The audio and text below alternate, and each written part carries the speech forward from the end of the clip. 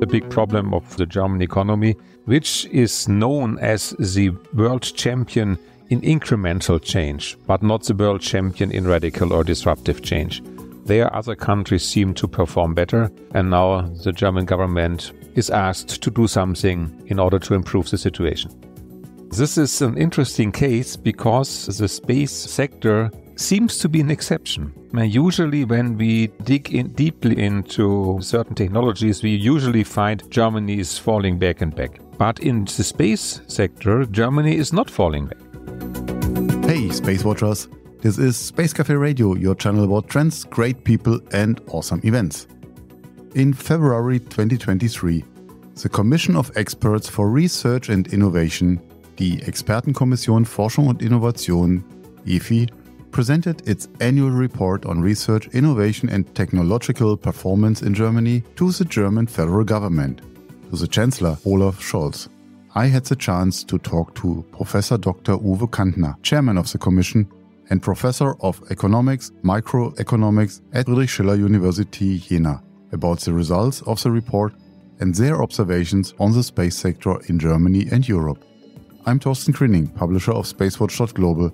Enjoy this conversation. Professor Cantner, could you kindly provide our audience with an overview of the Commission of Experts for Research and Innovation and allude on the scope of your mandate?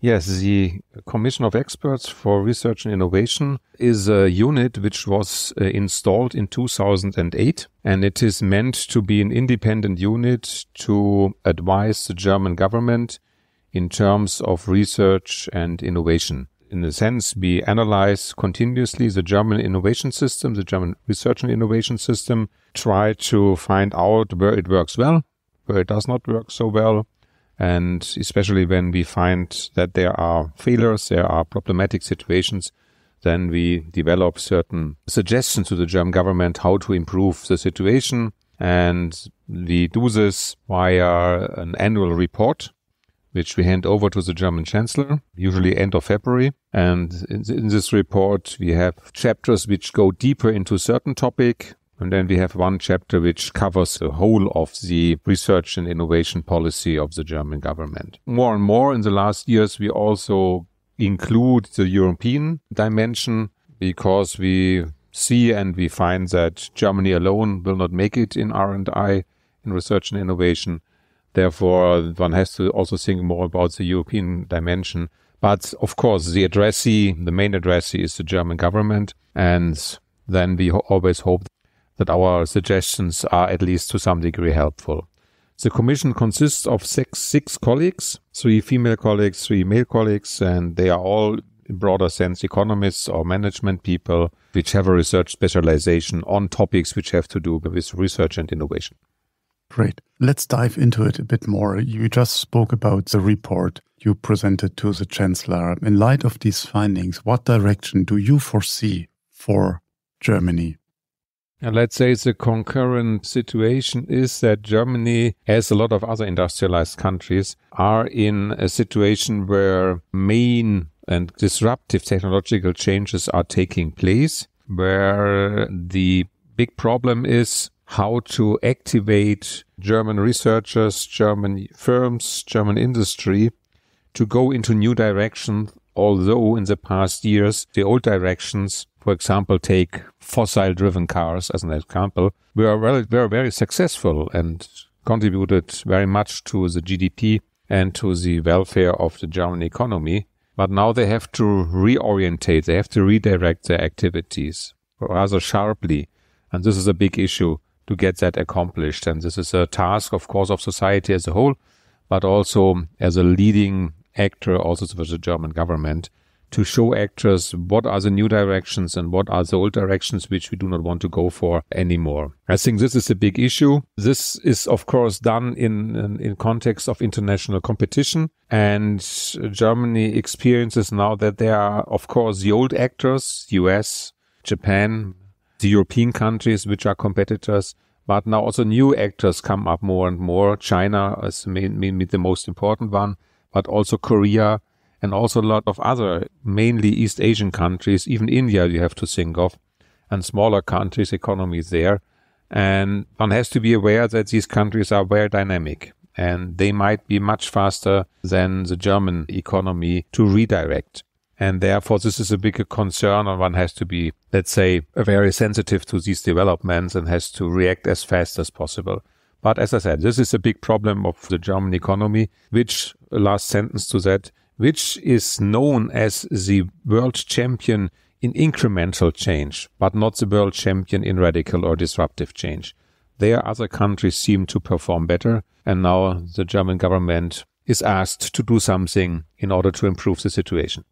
As our focus at SpaceWatch.Global is primarily on space and related activities, many of the countries you just mentioned are obviously also big players in this domain. So would you be able to offer us a comprehensive summary of the key discoveries in this particular area? Yeah, this is an interesting case because the space sector seems to be an exception. Usually when we dig in deeply into certain technologies, we usually find Germany is falling back and back. But in the space sector, Germany is not falling back. Germany is relatively well established there. I mean, we usually measure that by patents and look, because patents today are the economic success of tomorrow. And if you look into the patent situation in the space sector of Germany, then you see, of course, it's not world leading. The US is world leading, competing with the total of Europe. Now they are more or less on the same level. And within Europe, then you have France number one, but then you have already Germany, and not so bad performing. If you look into the multiplier in German patenting in the space sector from early 2000 up to 2019, this is the actual frontier, and then you see that Germany has one of the highest multipliers in the world. Other countries means in multiplying the number of patents applied in each year. So in this sense, this was a little bit of a surprise for us. I expected the usual story, okay, not so bad, but falling back and back. But here Germany seems to perform relatively well. Then, of course, one is not well, they're very good performing in all the dimensions of the space sector. That's clear. It's more on transport and Earth observation. There, Germany is much better than other countries in respect. But the picture in general is very promising. And it seems to be the case that Germany is doing a good job from the old space sector to the so-called new space sector. The new space sector means more and more private economic activities going on in this industry, in this sector. Diving further into the German space sector, how has this transition from the state-controlled or old space to the private sector, or as you called it, the new space sector, driven space economy influenced the overall development and trajectory of the entire industry? I mean, you see that both in the upstream sector, they are even more forcefully, but also in the downstream sector, more and more private actors are coming into the field. And since these technologies are very capital finance intensive, big firms, which Germany already had an advantage to do that. And therefore, the German industry could develop relatively easily and following the US and other countries into this private segment of the space sector.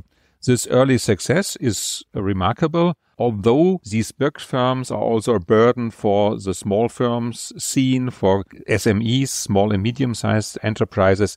So this is a little bit a burden for them. And this is also a problem of so-called market structure in the space industry, in the space sector, because the market structure is relatively highly concentrated.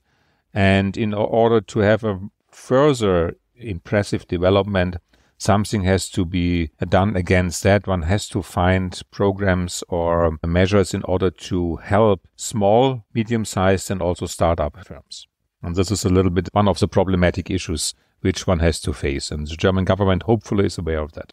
Yeah, we're coming to the strategic component then a bit later. I think it's very interesting to see that space made it into your report, because for us working in the space industry, reporting about the space industry day in, day out, we believe in our bubble. So, but now you give that an outside view. So what is the strategic significance of space for Germany's economy and society? And why is it crucial for the nation to maintain technological sovereignty? The space industry, as we know it from the US and how it was developing there, we found that there are a lot of spillovers from this development there into the whole of the economy. Certain effects, technological new insights, innovations, they do not only play a role in the space, but they play also a role in other fields and other domains. So therefore, the total benefit of those activities are much larger than those benefits which arise only in the space sector. So for that purpose, it is of high relevance also for Germany. Secondly, all what we see with satellites, with Earth observation, with navigation, and so on and so forth, these are concurrent but also high future potentials for economic activity, for growth and for welfare improvement. And a nation like or an economy like Germany, which has a high level of human capital, should not stay away from that. And as we have seen that there are some developments going on, then we thought, okay, we should have a closer look into that. And the results show us, okay, the importance is recognized in Germany, and also the policy is aware of these potentials. I mean, in the German Ministry of Economic Affairs, there's a special agent for the space sector, Anna Christmann. So the importance is very well recognized, and I think this should be sustained.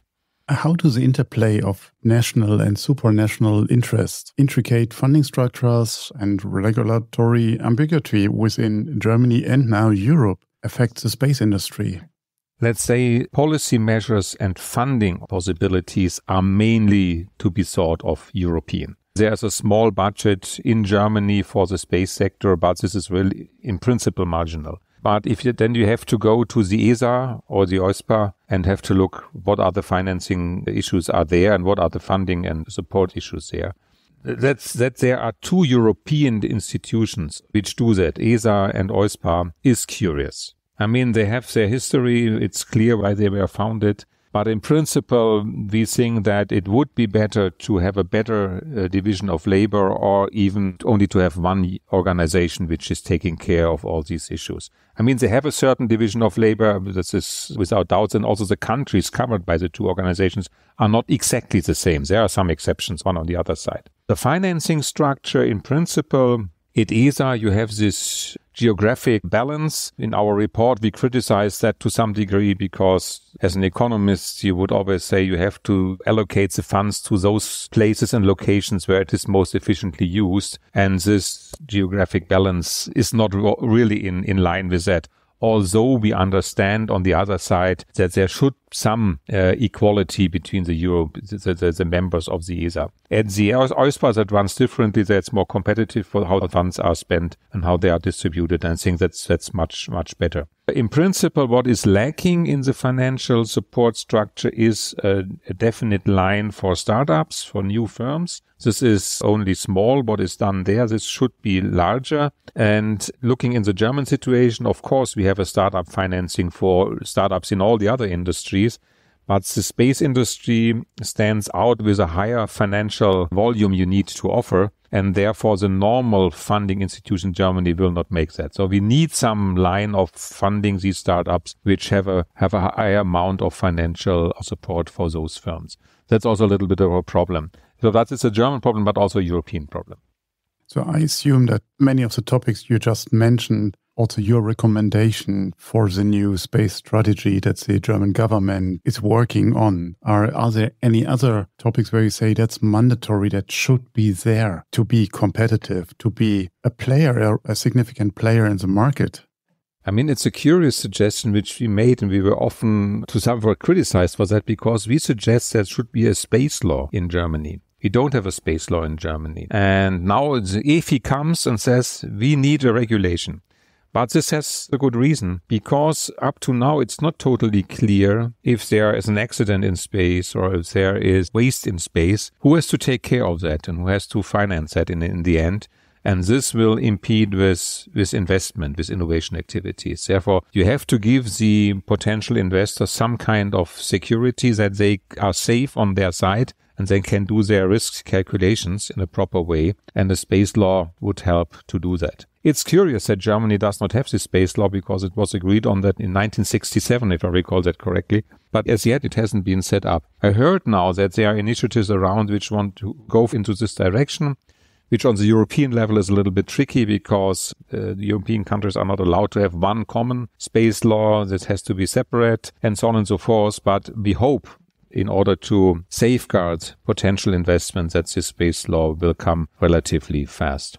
The other point is this space strategy, which the German government wants to set up. In the last month, we have seen a lot of strategies on digitalization, on future and in research and innovation, on human resources and so on and so forth. And we criticize those strategies in terms of that they always tell us and show us a nice future. Should the future look like? And I mean, I don't know someone who would not subscribe to that, but they also have to state how to reach that future. And there the German government is relatively weak. And we hope very much that if there's a space strategy, that the German government will be able to inform also by which steps, with which amount of money and along which timeline these strategic goals will be reached in order to really to make it also operational and to bring it to success. I hear you. I can't find better words for these requirements. So from your end, some ideas of what specific mechanism should be established for cross-departmental collaboration to agree to guarantee the successful implementation and ongoing advancement of this new German space strategy? If there is this space strategy, then you will find out, I'm pretty sure, that it is not only the Ministry of Economic Affairs or the Research Ministry, but there is the Ministry of Judicial Affairs has to be integrated and others. And in Germany, we have the big problem that the collaboration of these ministries is not really far developed. I think they often more compete than they cooperate. But in order to get such a big strategy on a fruitful path, you need to cooperate. You have to agree on a common target or common targets. You have, in principle, to subscribe to these targets. Say, yeah, okay, we together, we will make it. And on this basis, then all the measures can be implemented, whether they are in sequence or in parallel with a certain timeline, also who has to bring up which financial means and so on and so forth. And this is an urgent need to go for that, not only for the space strategy, but also for the other strategies that the German government has not really been able to set that up in a proper way. We suggested now to the German government there should be a council for transformation and innovation. And this council is a unit which is close to the German Chancellor. All the ministries, the ministers of the ministries which are relevant for the space strategy in this sense, should then also sit in this council and then really to agree on the strategy. And then there should be transformation or mission boards which are interministerial organized. And these boards then should specifically write down the strategy with all the steps and all the milestones and all the elements which are catalytic in nature and so on and so forth. So they have to design a specific roadmap for the strategy and then to bring it on the roads in a certain sense. And this is our big suggestion to the German government. Whether they will do it or not, the next weeks will tell us. There seems to be a discussion going on, but the outcome is not totally clear to us. We hope the best. How can the federal government foster cooperation and synergies with private entities in the space sector through anchor tenancy agreements and coordination with the space agencies? And that's the outside world of ESA here. We're talking about the country-to-country space agencies. Is that a way forward? I would say now you mentioned this topic of public procurement in order to sustain the economic activities in this field. I mean, in the US, you have these anchor customers, and I think this principle should be taken over to Germany and to Europe too. The topic of public procurement is an ongoing topic of EFI since years. And in some sectors, it's more relevant, in others, it's less relevant. But I think in the space sector, it's more and more relevant to do that, especially in order to give the SMEs and the startups a good situation that they can perform and also then be able to invest in these more long-term innovation activities. You alluded to a number of topics and to-dos, including the geo-return you just mentioned. So if you finalize that, what are your priorities that you see in that context? So what are the most burning issues? The most burning issues is the space law, as I mentioned already before. That's certainly a burning topic, but I see that the solution will come soon. Then the other point is the concentrated market structure, which implies that there should be measures to help small and medium-sized firms and startups. anchor customer principle could be something which could be of big help here. And then one has to be aware that a lot of research still has to be done in universities and research organizations.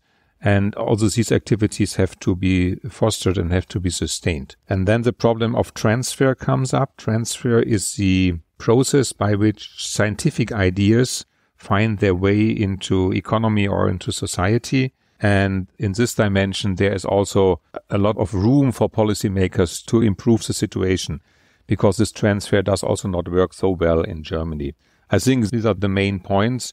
And maybe the last one is looking into the portfolio of all the activities which belong to the space sector. I think Germany would do well to go more for the niches and not for the big topics where other countries like, especially the US, maybe also France, are already much better. But look into the niches, look into new fields of activities, because there, let's say, it will be easier to find a beneficial situation for them. Professor Cantner, thank you very much for your insights and your very open words about the study and the research your group is doing. I think that helps the sector immensely if the sector wants to listen to that. Thank you very much. Yeah, you're welcome. Thank you very much. If you have further questions, reach out to us at radio@SpaceWatch.Global. If you like these or other episodes of Space Café Radio, leave us a rating on your preferred podcast platform. It is the currency of today. And if you want to stay on the pulse of the space industry, please visit our website at www.SpaceWatch.Global and subscribe to our newsletters. And of course, don't forget to become a Space Watcher. I'm Thorsten Kriening, publisher at SpaceWatch.Global, your independent perspective on space.